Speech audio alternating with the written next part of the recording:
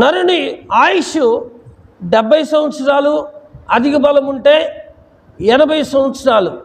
ఈ 70-80 సంవత్సరాలు నువ్వు ఖరీదైన కారులో తిరిగినా, ఖరీదైన భోజనం చేసినా, ఖరీదైన బట్టలు కట్టుకున్నా, ఖరీదైన గృహంలో నువ్వు నివసిస్తున్నా, ఈ లోకంలో అనేక చదువులు, పదవులు, ఉద్యోగాలు ఎన్ని నువ్వు ఏలినా ప్రియమైన వాళ్ళరా, దేవుడు అంటున్నాడు ఇది ఐగుప్తు యొక్క ధనము.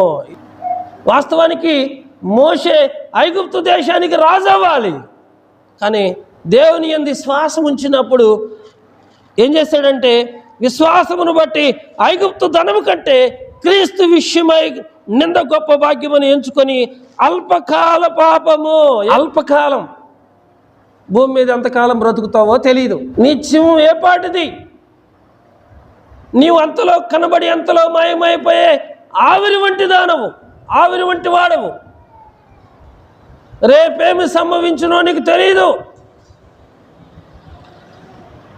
నీ జీవితము అల్పకాలమే.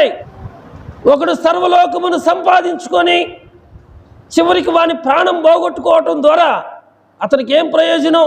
ఆస్తి, నీ ఆస్తి ఉగ్రత దినమున అక్కడికి రాదు. నీ కలమి విస్తరించడం జీవానికి మూలం కాదు. ఇక్కడ క్రీస్తు విషయమై నింద గొప్ప భాగ్యమని ఎంచుకున్నాడు. నేను అవసరమైతే క్రీస్తు కొరకు నిందల పాలవుతాను, అవమానాల పాలవుతాను, ఇబ్బందుల పాలవుతాను, శ్రమల పాలవుతాను, కానీ ఐగుప్తు సుఖము నాకొద్దు, ఐగుప్తు యొక్క పాప భోగములు నాకొద్దు, ఐగుప్తు ధనము నాకొద్దు. క్రీస్తు విషయమై నింద గొప్ప భాగ్యమని ఎంచుకున్నాడంట మోషే. ఈ లోకాన్ని సంపాదించుకోవడానికి ఆయన పరిగెత్తలా, దేవుని చిత్తాన్ని జరిగించడానికి ఆయన పరిగెత్తాడు. చూడండి ఎంతమంది ఈరోజు దేవుని సన్నిధిని పోగొట్టుకుంటూ వచ్చారు. వీరందరూ ఐగుప్తు ధనాన్ని సంపాదించుకోవటానికి ఎంపర్లాడుతూ ఉన్నారు. ప్రభు ఏమన్నాడంటే, క్షయమైపోయేదాని కొరకు మీరు కష్టపడవద్దు. ఒక గృహం కట్టుకుంటావు, కొన్నాళ్ళకి అది పాతపడిద్ది. కొత్త బట్టలు కొనుక్కుంటావు, కొన్నాళ్ళకి అవి పాతపడిపోతాయి.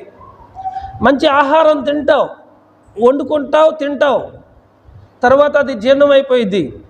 ఈ లోకంలో ప్రతిదీ కూడా శిథిలమైపోయేదే కానీ శాశ్వతమైనది ఏదైనా ఉందా?